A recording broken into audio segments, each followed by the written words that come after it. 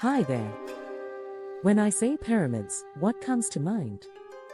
Most people think of Egypt. But here's a surprising fact: Sudan has more pyramids than Egypt. Over 200 of them. These pyramids are from the Kingdom of Kush, a powerful civilization just south of Egypt, in modern Sudan. For over 2,000 years, Kush was Egypt's rival, partner, conqueror, and successor. Today, we'll discover how this forgotten kingdom rose, why it clashed with Egypt, and how it outlasted the pharaohs. To fully understand Kush, we need a map. Egypt was in the north, while Kush lay to the south in Nubia. The Nile flows from south to north, so Kush was upstream. This is important: the Nile was the ancient world's highway. If you wanted to reach Egypt, you had to pass through Kush. And Kush had something Egypt desperately needed: resources. The Nubian desert was full of gold, ebony, ivory, and exotic animals. Egypt viewed Kush as a resource colony, wanting gold while avoiding competition. Around 1500 BCE, Egypt stopped trading and conquered Kush. Egyptian pharaohs built fortresses along the Nile, took gold mines, and sent Kushite princes to Egyptian schools. This occupation lasted about 500 years. During this time, Kushites didn't lose their culture; instead, they absorbed Egyptian culture. They adopted Egyptian gods, especially Amun. They learned hieroglyphs and built pyramids, albeit steeper and smaller than Egyptian ones. But while Kush learned, Egypt weakened, facing internal turmoil and invasions. By 750 BCE, Egypt was fractured into city-states. Meanwhile, Kush had grown stronger, with its capital in Napata. Seeing Egypt in chaos, Kush believed it was their duty to restore order. Enter King Pie. He decided to march north to conquer Egypt.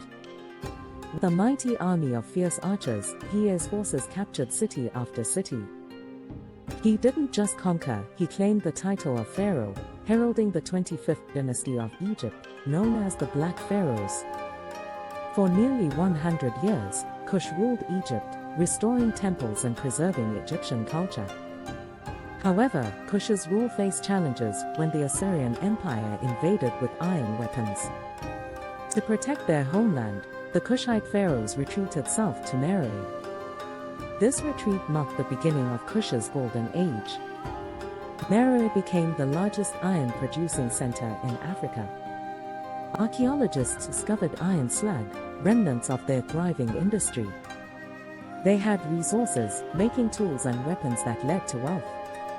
In Meroe, Kushites also developed a unique identity. They abandoned Egyptian hieroglyphs and invented their own alphabet, Meroitic script. We still haven't fully deciphered it, leaving many secrets of Kush unknown. Additionally, Kush was known for powerful warrior queens called Candaces, or Candaces. Roman invaders were shocked when faced by Amenirinas, a one-eyed queen who negotiated a peace treaty. Kush endured for nearly 1,000 years after Egypt. But by 300 CE, it began to decline. Several factors contributed. Environmental collapse occurred because iron smelting required extensive charcoal, leading to deforestation. Then came a shift in trade routes, with the Romans using the Red Sea instead of the Nile. Finally, around 350 CE, the Kingdom of Axum invaded Meroe. Their records claim they destroyed the city, signaling the end of Kush's centralized power. So, why does Kush matter? Historians often saw Kush as a poor imitation of Egypt. However, it was a resilient civilization. They survived colonization by Egypt, then conquered their oppressors. When pushed out, they adapted and built a new economy. They crafted a unique cultural identity, with their own script and renowned queens. Kush outlasted Egypt and resisted both Assyrians and Romans. The Kingdom of Kush serves as a reminder that ancient Africa was a powerhouse of innovation and resistance. It was not merely a source of gold for other empires. Next time you see an Egyptian pyramid, remember, the last pharaohs of Egypt were Kushite kings, and Sudan holds more pyramids than Egypt itself, silent monuments to a remarkable kingdom. Key takeaways: Kush rivaled Egypt. After conquest, it formed the 25th dynasty. In meroe, Kush developed a unique identity, iron industry and powerful queens. The kingdom declined due to environmental damage, trade shifts, and invasion.